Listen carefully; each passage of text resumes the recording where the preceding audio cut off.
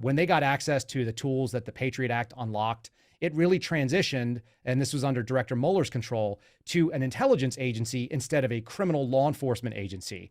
And once you do that, you really unlock kind of the tools of tyranny, because once you have an intel agency that also has powers to arrest, we're talking about what is essentially a secret police. If you can open full investigations, and I can tell you just by meeting us for a few seconds, I can open a full investigation on you.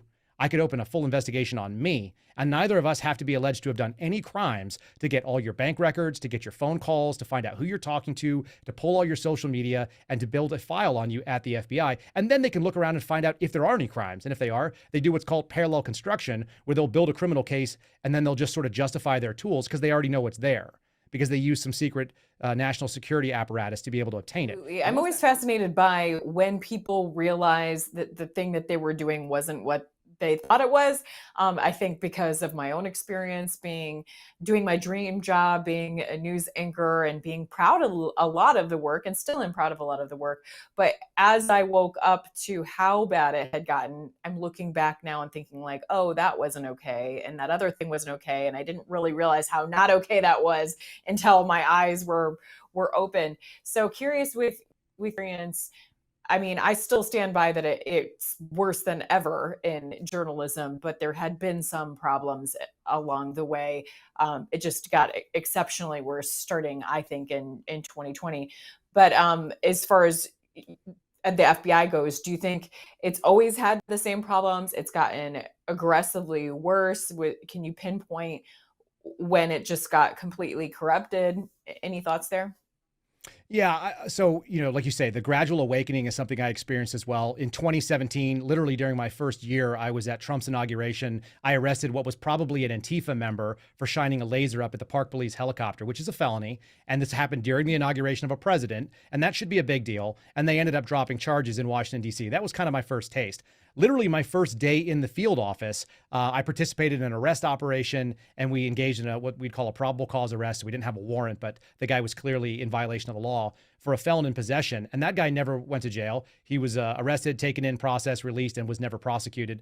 There was a couple of talks about it while I was at Washington Field, but I was there 5 years and they never actually went after him. So I got to see that. And that seems like a problem, that you're basically fixing one side of the coin and not the other. But the FBI has got sins going back to its inception. I mean, if you want to look at how weird the FBI is, it claims the birthday of the FBI is 1908. And your viewers can go and look. The FBI was actually founded in 1935 by an act of Congress that changed the name to Federal Bureau of Investigation. Before that, it was known as the Bureau of Investigation.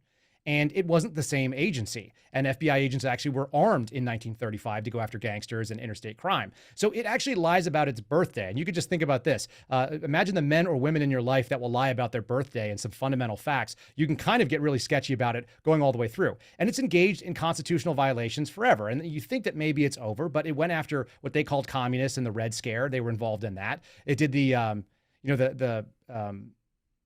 targeting of civil rights leaders, and the list goes on, but it really, I think, kicked into hyperdrive in probably September of 2021. Right. But it's still wild to see a whistleblower, and all of these whistleblowers that have been targeted and not treated under the law as a whistleblower should, in fact, targeted and their lives completely ruined, some worse than others. Are we ever going to see accountability for what has happened to what's supposed to be protection for people? I doubt it, honestly. So I'm friends with guys like Garrett O'Boyle, who many people will recognize from the testimony. He shows up as a regular on my podcast. I've got Steve Friend, who does a regular segment with me as well. And all of us are just kind of making sure that our voices don't go quiet so that we don't get squashed by a rogue federal government. In fact, your audience will see I'm wearing this pin, which is an upside down FBI badge with an S in it. And that stands for Suspendables. And that's the group we actually created as kind of a joke. It was a joke, and then the New York Times ran with it like we were being serious because we wrote an open letter to Chris Wray, and we were all indefinitely suspended at that point.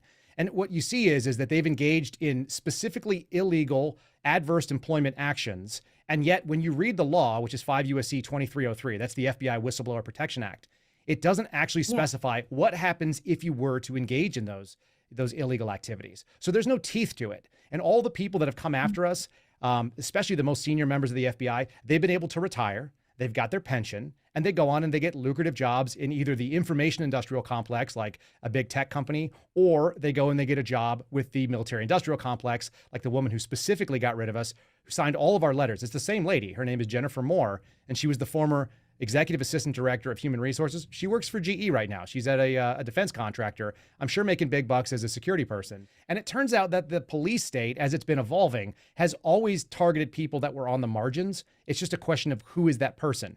They started off with people that were Muslims, and they went after and did a bunch of illegal operations trying to find Muslims to justify international terrorist funding. They did that in the early 2000s. This is really a post 9/11 story. And then as it evolved, they went after things called homegrown violent extremists, which were people who were born in the US but had some foreign terrorist ideology. And then they started going after what we're calling domestic violent extremists, which is going to be, your pro-life Catholics and your radical traditional Catholics that go to Latin Mass. And it's going to be your people that like the Betsy Ross flag and so on. So, probably many of your viewers. The scary story is that it's all taken from open source. It doesn't have to come from a classified document. It doesn't have to expose anything that is not available, but it does draw you, it gives you the dots, and you can draw the lines for yourself to see just how far we've come along in what a police state looks like. Counter Narrative with Christy Lee, interviewing the power players who are revolutionizing the truth movement.